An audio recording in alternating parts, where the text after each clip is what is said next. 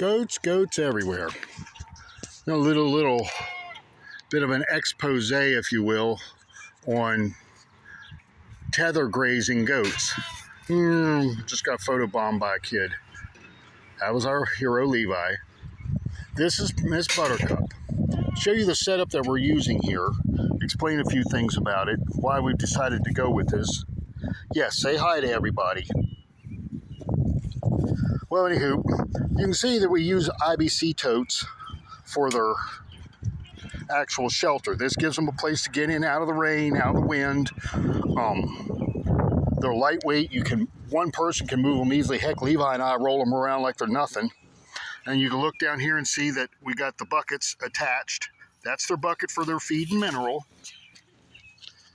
And we normally use these for birthing shelters through the winter time. But the issues that we have with grazing, especially with goats, is basically if your fences can't hold back water, they're not going to hold back goats. Any of you that have goats know exactly what I'm talking about. I swear the things are made of liquid. So we decided that we'd use a 10-foot tether.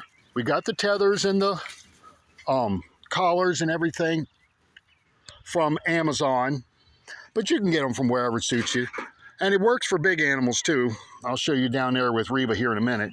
But we give them 10 foot, and that's plenty of room around there. When they eat that down, we just move them to another area. And you keep them away from too much stuff that they can get tangled on, because you know as well as I do, goats will get tangled on anything. They can trip on air. They walk up the side of a mountain, but I've actually had one hang herself in a tree down there. You can see where the tree's broken off and chewed on. This was years ago. She was up there trying to get a hold of a leaf or something, and her hoof slipped and it caught her horns, because we do not dehorn our goats. And she got herself stuck, and by the time we found it was too late. But like I said, that was Buttercup. This is the first year that we're doing it on a large scale as far as the tethering. I've done it before with the one or two, I don't want to say pet goats, but resident goats that are just kind of, they're senior does. They're not breeding anymore, but I don't want to, just put them down for no reason. So we let them live out their lives here mowing the grass for us. And there's an example of another one. And this is the first one we built, and they all work really well. You can see up there, that was from the overwinter area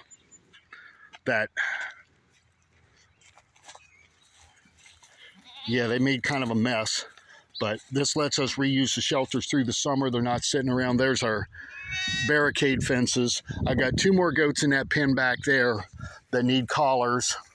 And, well, one needs a collar, and we need 3 more tie-outs to get everybody. Now, over here's our resident pain-in-the-butt buck. Yes. Hi, Cindy Minnie. Yes. Hi, Cindy Minnie. And you can see I've had him out here for a couple of days, and they do a pretty good job of cleaning, keeping the stuff down. It actually seems to work really well for us. This is one of my senior does I was telling you about there a minute ago. Yes, that's Miss Sky. It's actually not our goat. That's my nephew's goat, my sister and my nephew. This is one of 2 they had. The other one passed. Sky gave us some really nice babies. And now she's just a grumpy little old lady who lives out her days mowing the grass and, loving life. But like I said, the whole tether thing, I've heard people,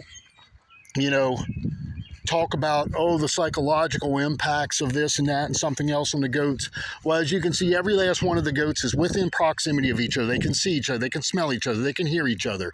So they're not isolated by any stretch of the imagination. And this is Miss Reba McIntyre. Yes, pretty girl. And this is why this is good, because this lets me point out why you got to make sure whatever they're tied to, they're not close to an obstacle.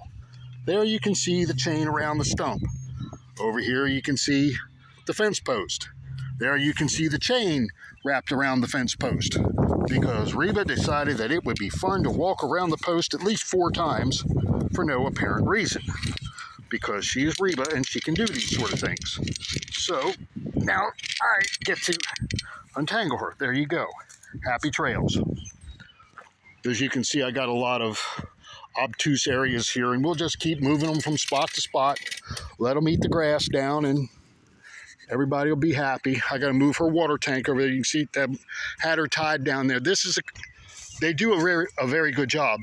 My one little steer calf did this all by himself, and this is his first season being out on pasture.